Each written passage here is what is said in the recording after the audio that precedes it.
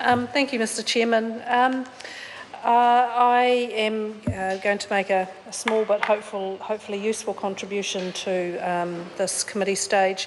As I understand, the need for the bill is really to tidy up some definitions and to allow for claimants to qualify where they may not have qualified previously.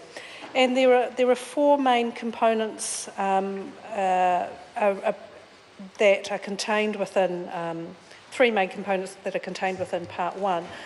The first really is around the criteria with which claimants may access the financial assistance package. And it's very clear from the work that has been done through the Select Committee that the definitions around the criteria are very much aligned with what stage the claimant is in the process. So it makes it very clear that if you are engaged in any type of proceedings or legal process, that you exempt yourself from the ability to then be part of the financial assistance package. Also, part of Part 1 is around identifying what the actual built date is.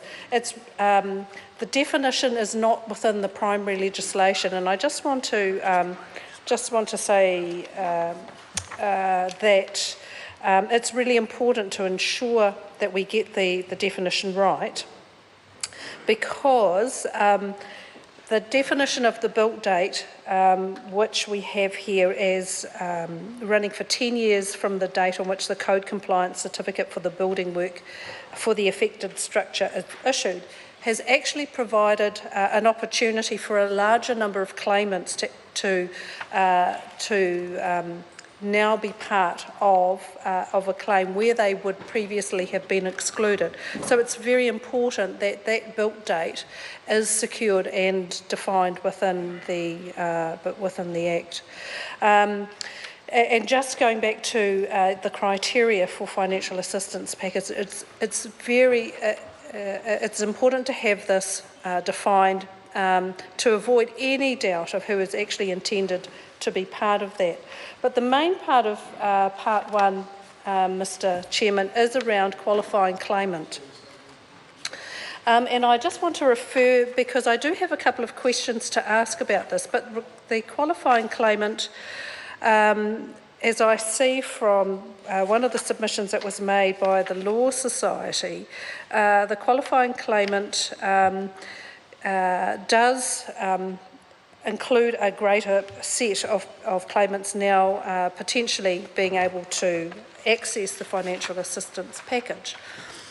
But that there also may be a subset of owners who were previously ineligible that might become eligible under the Act. And I would like to know who they might be, because potentially some of them might not qualify for the financial assistance package. The other question I would like to ask is, according to the Law Society, they claim that in its current form, some of those who are affected claimants, specifically those who repaired their homes after their claim was deemed ineligible, will still not be able to obtain financial assistance under the financial assistance package provision. So I would like to ask the Minister if there has been any work to ensure that those claimants who are currently going to be ineligible will become eligible if he's made any recommendations or has written any supplementary order papers that would include that subset of claimants within the bill. The other part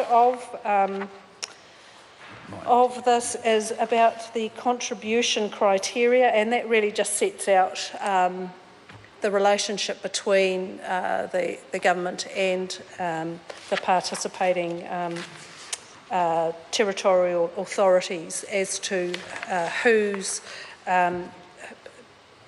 who has what role in ensuring that they contribute to that criteria.